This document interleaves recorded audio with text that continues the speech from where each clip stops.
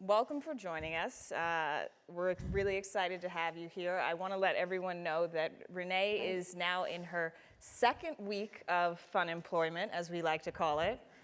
So we just want to welcome you to that life stage. We know a lot about it. I'm retired. Temporarily. Starting there, I'm just curious, after 30 years at Intel, what was it like the morning you woke up and you knew you were going to leave? Yeah, that's a great question. I don't know that it was one morning, and I apologize, I don't want to have my back to these people. I think it was a journey of a couple of things. I mean, I think everyone in the audience probably knows that I was a candidate to be CEO, and I was not selected for co-CEO, which was the proposal we made, but to become president. So I think that was the first, I actually at the time was thrilled, and I still, love the company so much. I was so excited to serve in that capacity.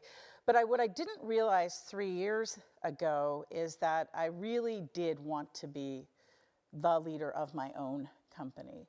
And that became more clear to me through the journey of the 2.5 years up until the point I decided to resign, that I really wanted to be in charge.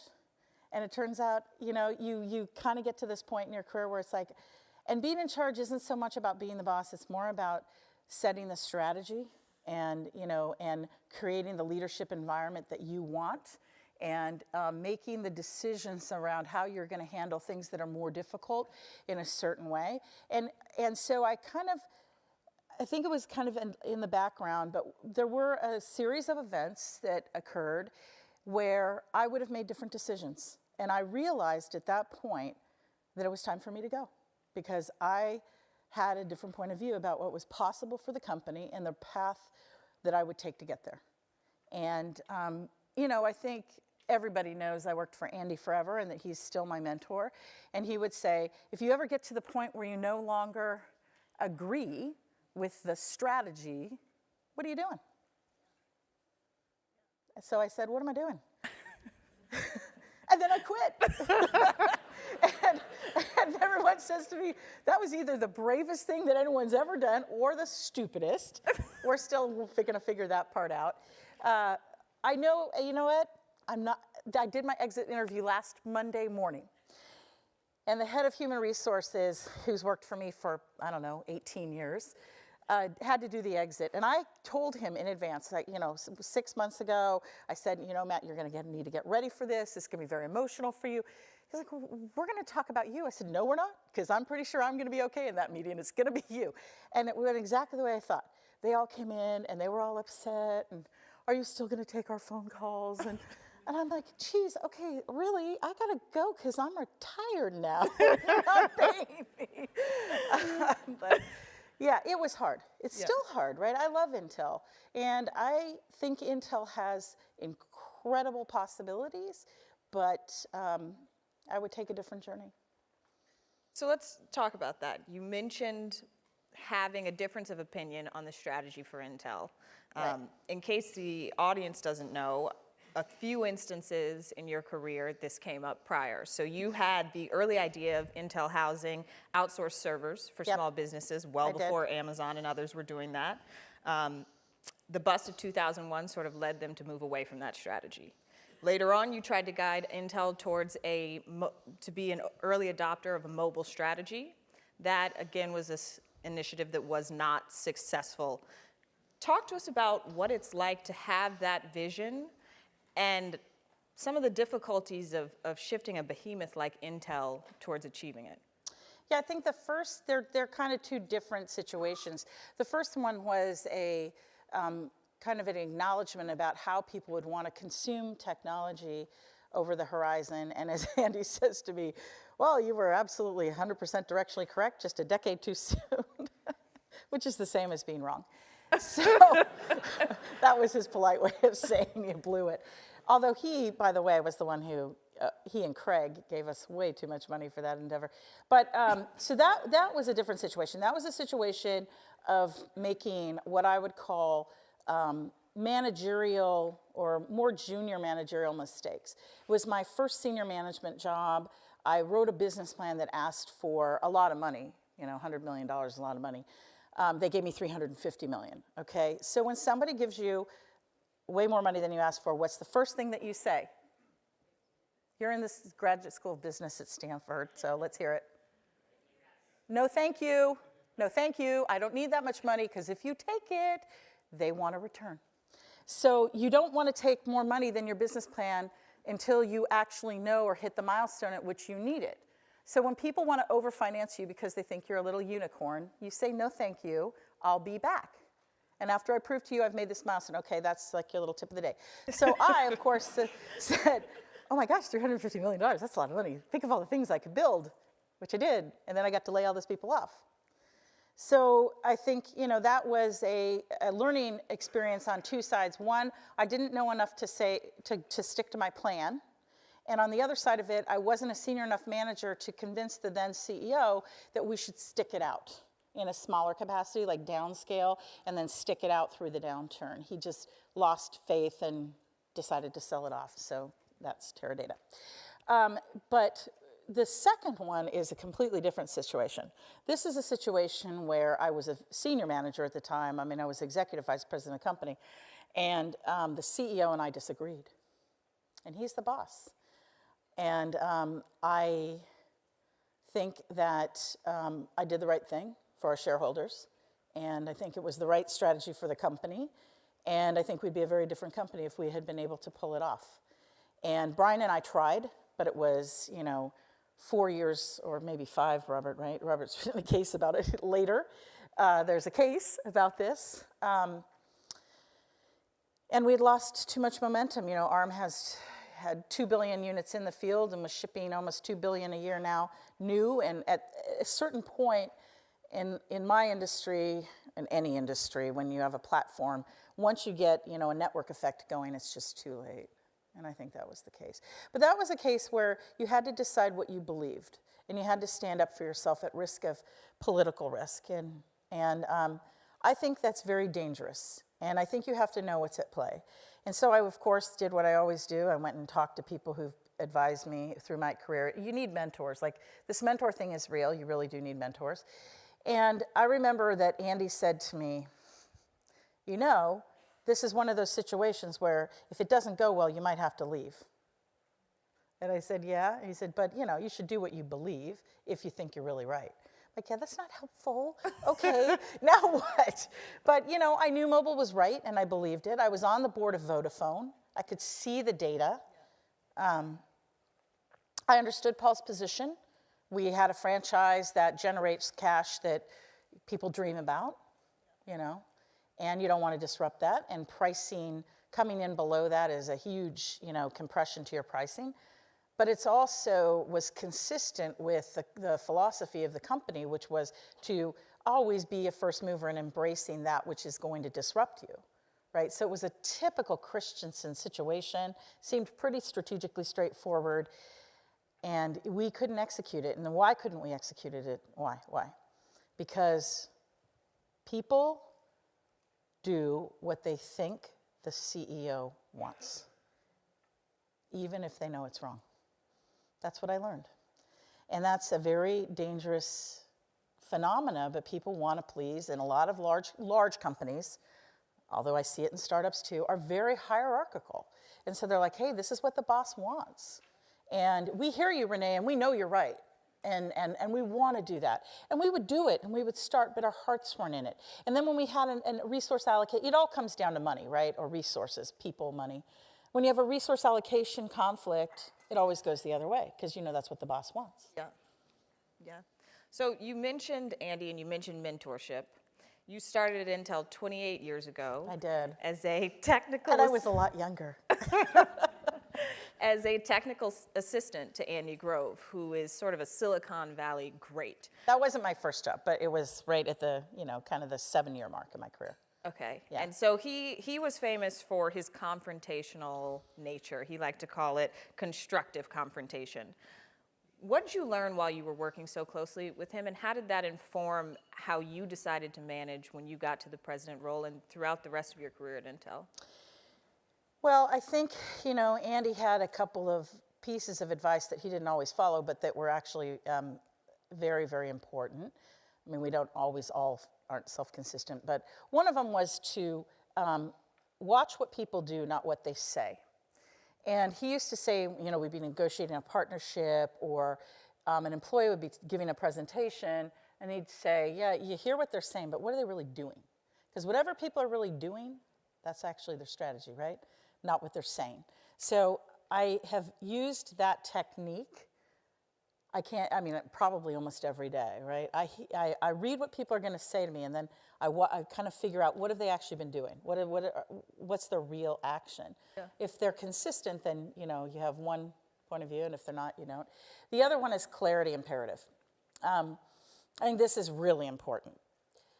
Andy used to be ruthless, and one of my first, I love this story. So I'm, all of, 28 years old or something. And I go into this meeting, and the guy comes in, and he's got all these, and he's going to pitch for a new networking business. We were in and out of networking probably 4 times at Intel. And he begins pitching, but he's actually talking about something different. And he's like, that's not the topic of this meeting. And he's like, well, yeah, no. Yeah, I've told this story before in one of your classes.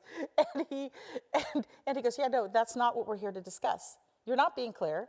You don't have your act together. And he said, the meeting's over. He got up and walked out. There's a room full of people. I'm like, oh, wow, that's kind of cool.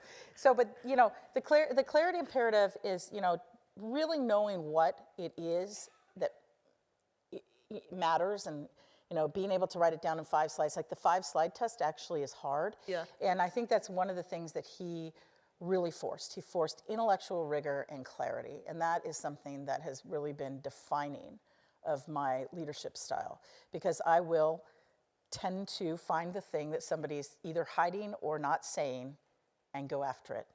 And that is so Andy. And I'll find it like in a millisecond. It used to take me longer, but now not so much. and I'll go, and as soon as I find it, I know there's something there, and there's something they're not telling me, and there's a reason they're not telling you. And whatever that is, that's what's really going on.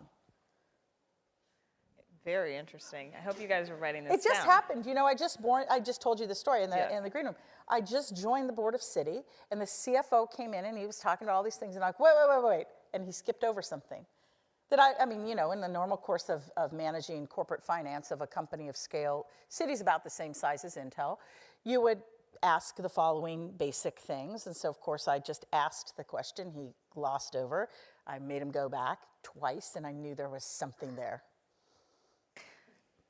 So, okay, in terms of talking about getting on boards and thinking about how you analyze what's there versus maybe what's being unsaid, you have said that you want to take on a CEO role somewhere. What's your process for deciding what exactly you're looking for? That is a great question. So my process isn't very good. My mentor explained to me that I really, really sucked at this. I made a list of the things I didn't want to do because I decided that I could do so many things, and I was interested in so many things. I really love my work at Vodafone, for example, and that's completely different than running a semiconductor company. And I find Citi very challenging, and fintech, and what's going to happen. I'm really interested in that. So then I said, okay, but what are the things that really I don't want to ever do again? So at the top of my list has, right now it has 3, maybe 4 things on it. First, no bad boards. Because at the end of the day, when you're CEO, it's all about the board. If you have a dysfunctional board, and a board that you don't, that isn't supportive, or that has their own internal dynamic in politics, life's too short for that. No bad boards, no bad bosses. Well, I actually don't really want a boss ever again, but that's another topic. I want to do something that matters. Because there's lots of stuff that you can do. There's lots of work in the world, but at this point for me, I want to do something that really contributes and changes, that matters. There are some big changes in front of us that I think, I could go work on. I have considered starting my own company.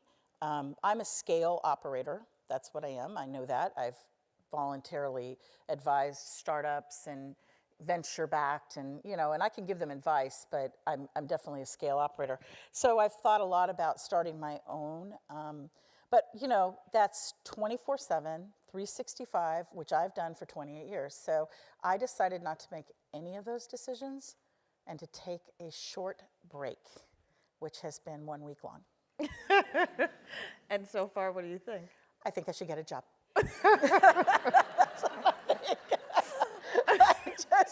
I woke up this morning and I thought, thank God I have to go to Stanford today. At least I have a reason to get dressed. Because,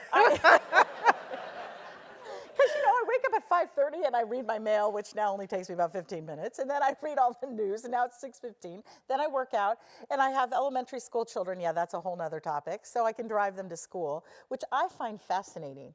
And I also learned something important. You can make any job stressful. Okay?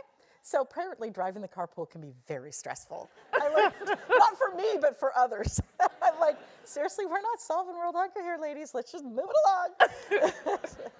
So how is your family factoring into your decision of what's next? Well, one of the reasons that I decided I should take at least more than a week off is my older son is looking at colleges, so we're doing the college tour thing, and I'm getting him ready to go off to college or apply to college next year. So it's factoring in, but my kids are worried. They're like, Mom, seriously, you're really high energy. Like, we don't want you around.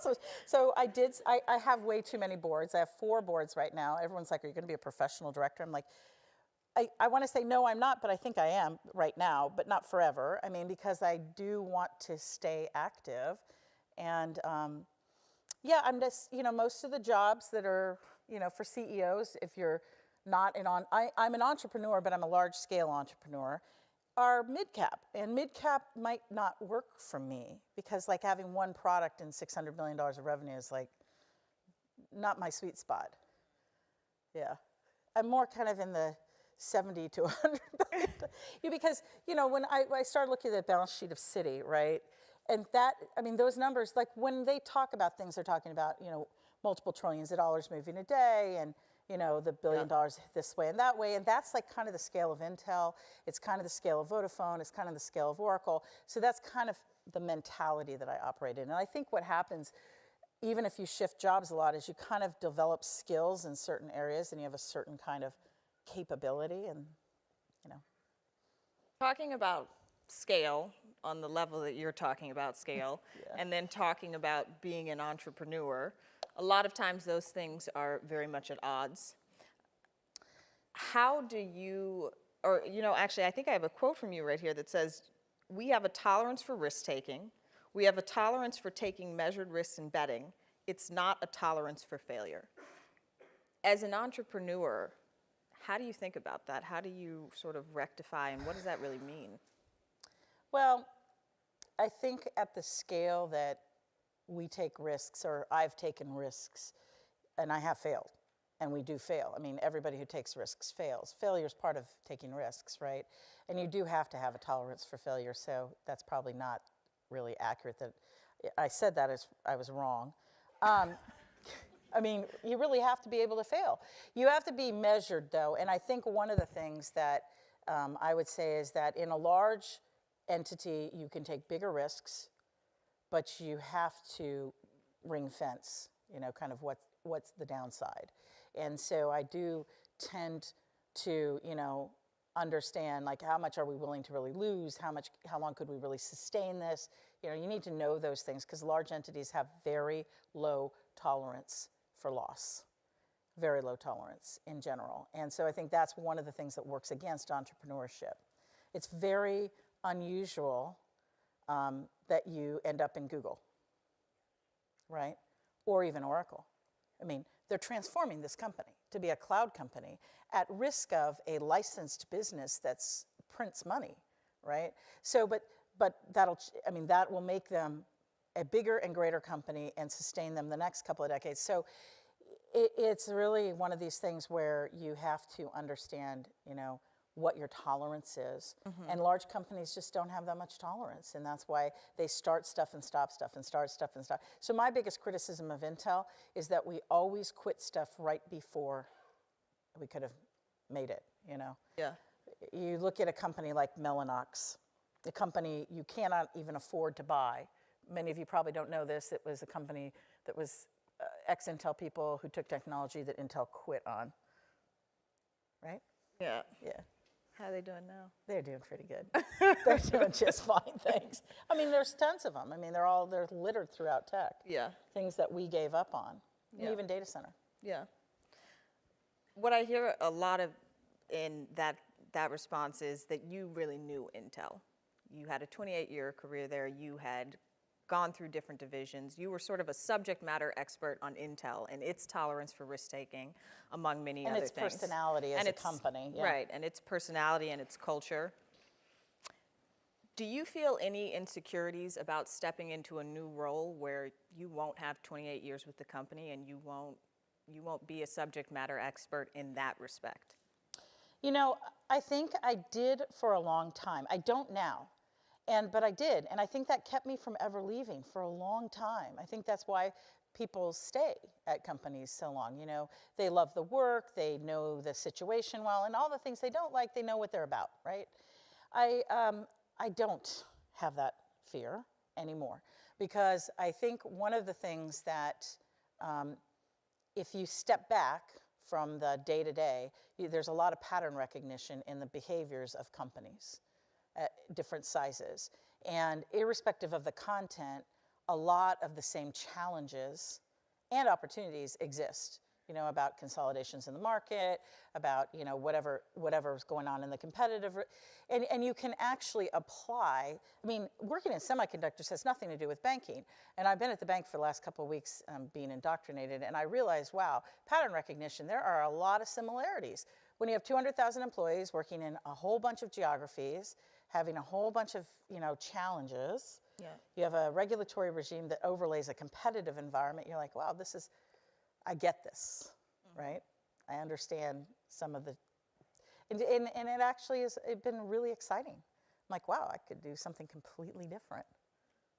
Yeah. Although I think banking's actually a tech business now. Well, you heard it here first. No, I mean, everybody knows that, right? I mean, the next billion people aren't going to go open bank accounts. Yeah. It's a tech business. Yeah. And so is that makes it more appealing to you? Oh, yeah. I love it. I think it's fascinating. I think the entire way that economies work and the movement of money and the concept of cryptocurrencies and I think fintech and what's going to happen in digital economies is going to be one of the most interesting things that are going to happen in the next 10 years. And that everything we've been doing, one of the things that I realized, you know, I've been realizing as I've been on this journey to, you know, what comes next is that everything I've been working on for the last 30 years is actually infrastructure. Like everyone had to have computers to be able to do any of this other stuff. We had to actually be able to build computers at a cost that allowed them to be pervasive. And that all of this, I mean, I cannot begin to tell you, unless you work in semiconductors, how complicated it is to build semiconductors. It is so complex. I mean, it's mind-blowingly complex, okay, and dangerous. And we build these huge chemical buildings, and they cost us $7 billion, and then we make these things that are so small no one can even see them, and they want to pay us like 20 bucks for them. That kind of sucks. And at the end of the day, I mean, it really does. It's a hard business. It is building the framework for everything that's built on top of it. And everything that's built on top of it now, computing is so powerful and so pervasive, and mobile is so amazing. You can do you do not need to go in a bank anymore. And I think security and identity, the identity thing, I'm just super excited about that. There's so much green space of what's going to happen in identity management. You mentioned wanting to do something that matters. Yeah. One of our application questions that we all have to answer when we come here is what matters most to us and why. What matters to you? What falls into the category of something that matters? What matters to me is making the world a safer place. So the things that I find myself working on, my free jobs, my volunteer jobs, are for the government and in cyber. Yeah. And I think and even at Citigroup, I started working on their anti-money laundering and their cyber team. You know, I think the ability to know what's safe and good is going to become even more and more important to people. You know, in a world that's less physical, right? And I think that's a very important frontier, because we have not made a lot of, not fundamental breakthroughs. We're really good in detection and repair. We're not really good in prevent. And we're not really, really good in identity management. So known good. Yeah. Right? How do you think about that in terms of, you said those have been volunteer roles, and They have been. You were appointed by President Obama to help out with some of the critical infrastructure Right. work. How do you make the decision between what is going to be sort of a side service project and what's going to be one of the main tenets of your career? Well, I think, I used to think, people would always say this, they say this all the time, oh, you should follow your passion and money will follow. And I always thought, that's just crap. That doesn't really happen. But it turns out it might be right. I mean, maybe I was wrong about that. Because I keep drifting towards those same kind of projects. And even as I got onto the board of city, that's the first thing that I started to get involved in. So I think that that's my passion. So I think it's going to become the primary, right? Because I really think it's important work. And it's not getting done. And there's a lot of small companies doing bits and pieces of it. And the problem in security, and the problem I attempted to go after inside of Intel, maybe that was a mistake and should have done it outside of Intel, is to actually consolidate into a platform. There's no security platform.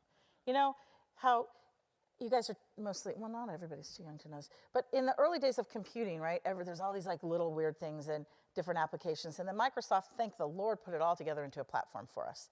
And as much as we like to bitch and complain about them, they changed the world. Yeah. The same way that Google did for, application development in the cloud, right? Now Amazon's doing for services. So those platforms are quite important, because what they do is they move the entire industry forward to a place where a whole bunch of innovation comes on top of it. So that's what's happening at Amazon. Amazon is the new great infrastructure, kind of like Intel was in the 80s and 90s, right? Building the base infrastructure.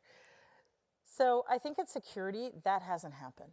Yeah. There's no galvanizing way to think about how to put all this stuff together. There's different point solutions. So that's a piece of work that needs to be done.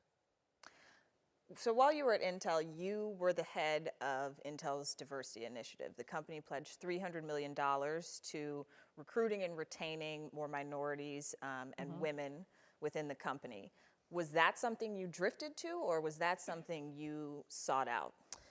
That is a great question. The answer is I did not drift to it. It reported to me, and I embraced it wholeheartedly at a point in my career where I thought that by me lending myself to it, it would make it more viable.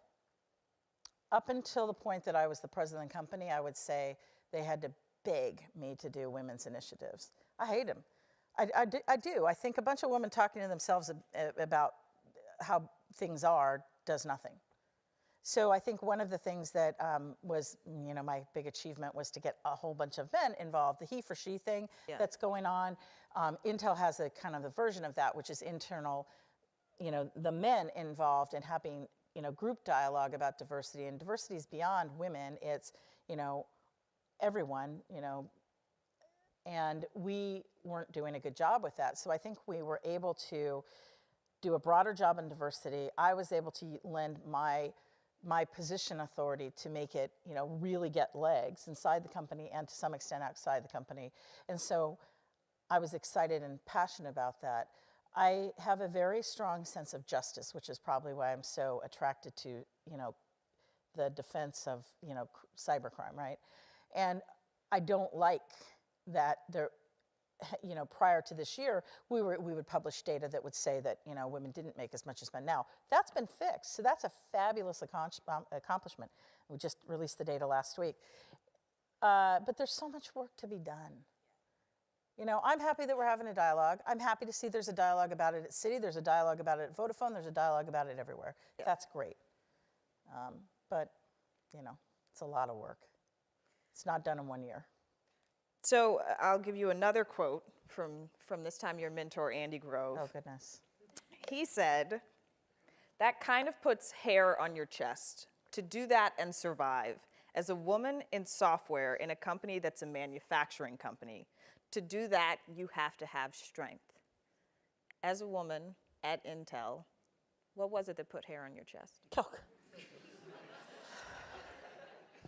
I'm trying to decide where to go with that. So many things. Showing up for work every day. You know, when I started Intel, which was a complete fluke, I was working at a startup that Intel acquired. And my family, I grew up in Silicon Valley. My dad worked at HP. All my friends' parents worked at Intel. I was like, yeah, I am so not working at that old man company. It is not happening.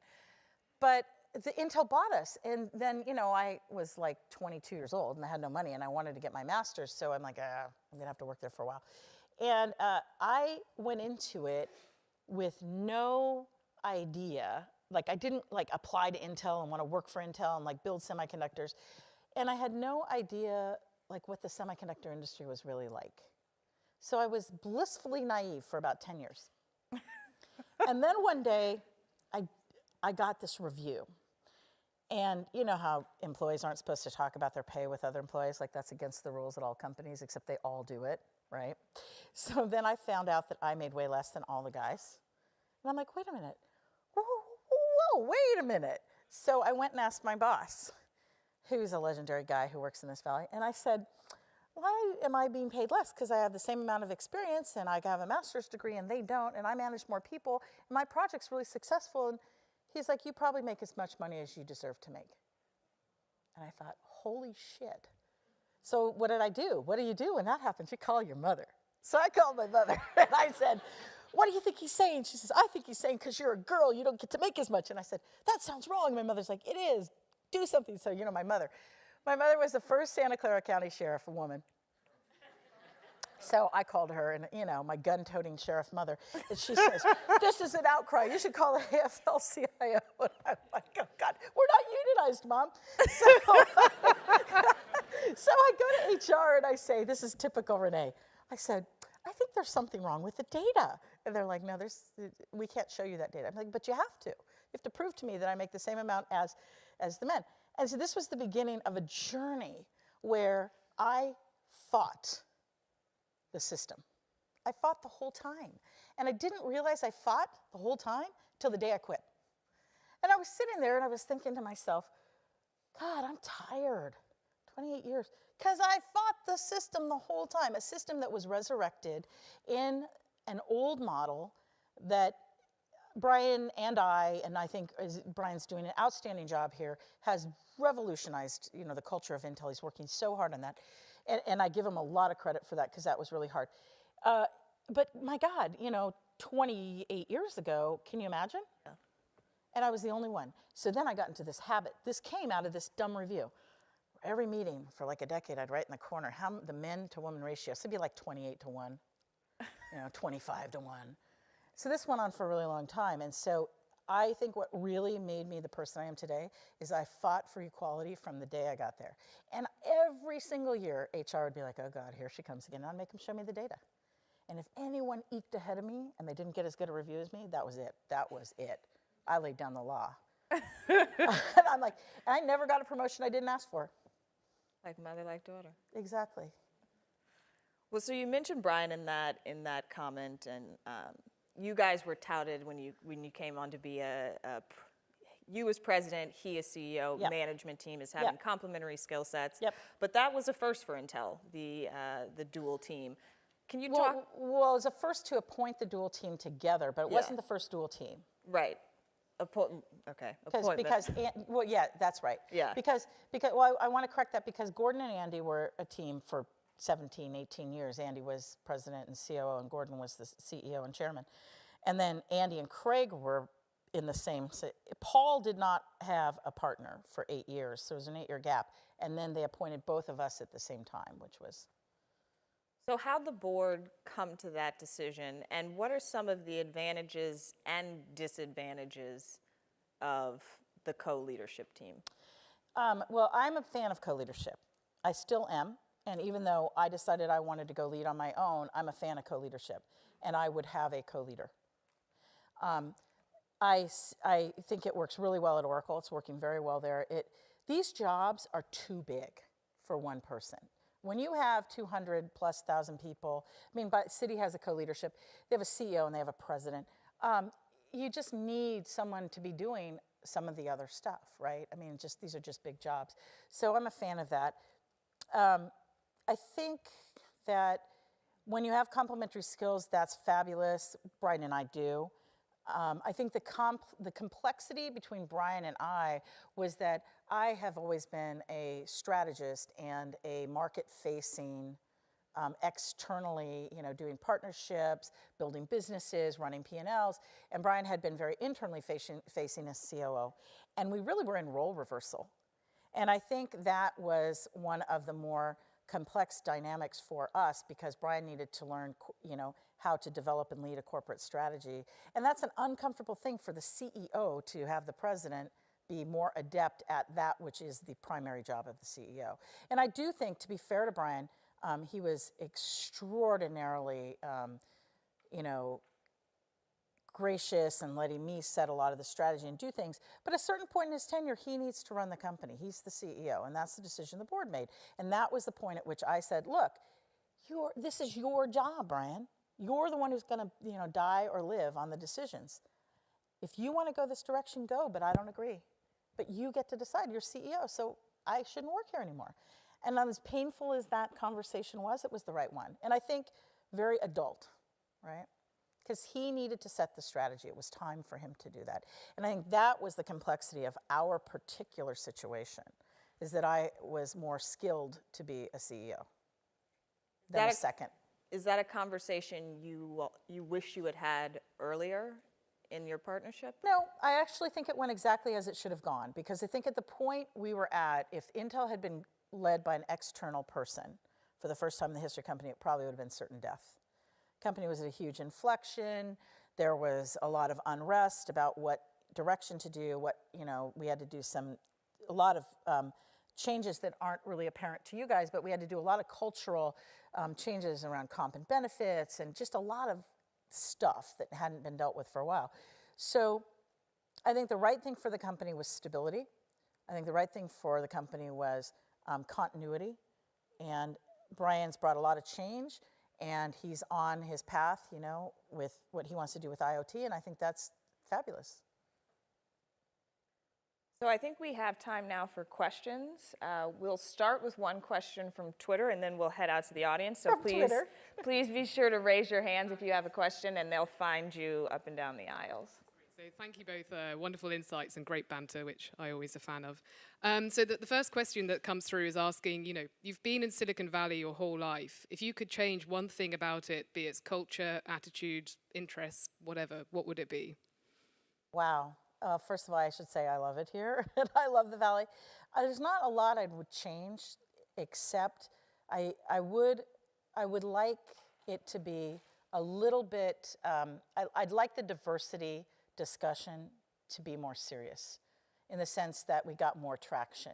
It's one thing for big public companies to do work on diversity, but the predominance of the employment around this valley is not big, huge companies anymore. It's mid-caps and entrepreneurial. People like to move around a lot, and I still think the diversity issue plagues Silicon Valley.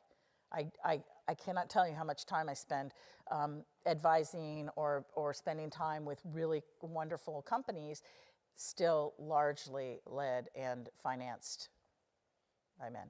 So. Hi there. Thanks so much for taking my question.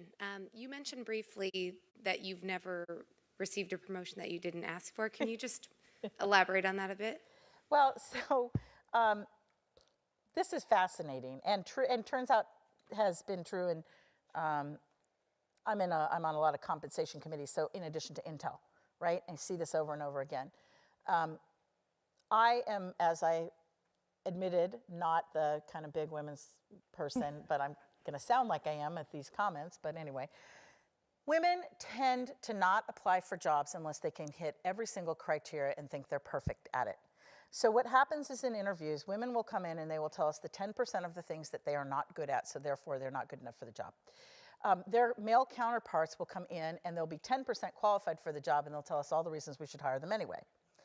And this happens at every company that I'm involved with, and they're all big multinational companies. And so the same thing happens with promotions. I managed in a company of men. I managed men for 28 years, and some women, thankfully, but not that many. And they always asked for promotion, like every year at their review. And you're not going to get promoted every year, but every year I got asked for. And women never asked for promotion. Now I am an outlier. I just behaved like my peers. All I did was behave like all the guys that I worked with, and it worked out really great. But I don't know what that is. It's a cultural thing. We see it everywhere. It's in all of the diversity data. If you read anything online, it'll tell you about this phenomena. So I think one of the things you just have to get comfortable with is understanding that people ask to be promoted. They do. And in asking to be promoted, you get an idea about what their aspirations are, and you tell them what they need to do to be promoted. And then if they actually do it, you're better off as a leader in a company because you've gotten a whole bunch of output, and then you get to promote them. You don't get that same dialogue usually. So I think that's the thing that I always did. I'm sure I was super annoying. I'm really sure I was, but. Thank you, Renee, for taking my question. I would like to thank you because I worked for Software Solutions Group at Intel. Oh. Under your leadership, I Thank came you. in through the diversity that I just loved Intel, so thank you so much. My question is, how many more decades would the Moore's Law still be true? How fast do you think? Moore's Law is well alive and well, and as I no longer work at Intel, I'm not in a position to comment beyond that. But I will say that it is absolutely fine. That is the least of the worries, the things that Let everyone know what Moore's Law is. So Moore's Law is the ability to create more performance every couple of years, more in a smaller transistor package, and or in a denser lithography. So people talk about going from 28 nanometers to 10 nanometers or this or that, and it's very technical and exciting. But the fact is, what it's done is it's allowed us to sequence the human genome in a few days versus a year, and it's allowed us to find unique treatments for cancer at the Knight Cancer Institute in Oregon as a result of being able to build basically what 10 years ago would have been a room full of supercomputers on a single chip. And that's the benefit of Moore's Law, and it's what fuels the entire kind of digital economy, including self-driving cars, which require massive amounts of compute power. And some of the bigger breakthroughs, I mean, even in cyber and personal identity, I mean, there's a lot about algorithmic profiling. So a lot of that requires just tremendous amount of compute that we didn't have available to us, and Moore's Law has delivered that to us in the last decade and will continue. And that's why I say Intel has been a fundamental infrastructure company, right? Because what they're doing is building, kind of the blocks upon which Tesla will make, a self-driving car, or Google, or whomever. Hello, Renee. As a former Intel employee, work at LTD. Thanks for Look at coming all these here. Intel people. Yeah, all these people. My question will be about culture. I see there in Oregon, the logic technology development department for a few years, and I found this hardware culture, about chip manufacturing. We value creativity, but at the same time we value more, or at least equally, discipline and execution. Do you find that culture is somehow, separated from this more of a software culture like Google, Facebook, Uber? We totally evaluate our individual creativity. Do you find that odds is part of Intel's current situation? I mean, your years of Yeah, I mean, experiencing so both. I don't think that any company that gets to the scale of Google doesn't value discipline and execution. I think at a certain point in the life cycle of any company, you get to the point where it doesn't matter what you're doing, discipline and execution is critical to the result. And so I think Intel is not unique. I mean, if you were building car batteries, you'd be in the same situation as semiconductors, right? Very similar technology. And that discipline and execution comes from health and safety. I find a very similar culture of discipline and execution over content excitement, about new innovation at, say, Vodafone. Because health and safety is, kind of overrules sometimes innovation. So you get excited about something, but it might inject some kind of risk into the health and safety. So when you build things that people die building, right, which, you know, when you are putting up a mobile tower, people fall off them, unfortunately, or they electrocute themselves. So when you're in that kind of a business, health and safety tends to put a process regime, or if you're in a highly regulated business like the bank, it puts a process regime over innovation. And I think that's a difficulty. And I think as a leader, you have to actually create a avenue for innovation. That's why you see so many big companies creating these innovation. And you kind of wonder, like, if innovation on the side doesn't really help. So it's complicated. You have to be able to have a process where the innovation occurs and you pull it back in, right? Because in these companies, you get to a certain point and you just have to have process. It's unfortunate, but it's part of scale. Hi, Question Renee. down here, too. Thanks for joining us. You spoke about the importance of having good mentors in your career. For many of us, we'll be going out into the real world again, and then hopefully I'll be with you. Yes. So I'd like to hear from you best practices on finding those good mentors and setting the stage such that they want to invest in you. I think a mentorship is a two-way street. So I think finding a great mentor isn't so much about finding the person, it's also, you know, what can you add to that person as well? And so for, you know, great mentor, I'll give you an example. One of the people that is in my little mentor circle is this wonderful guy who works at Google. But, you know, it's bidirectional mentorship, right? Like, he's like, I am like, LinkedIn, seriously, like I have a LinkedIn site. He's like, your LinkedIn sucks, I'm redoing it.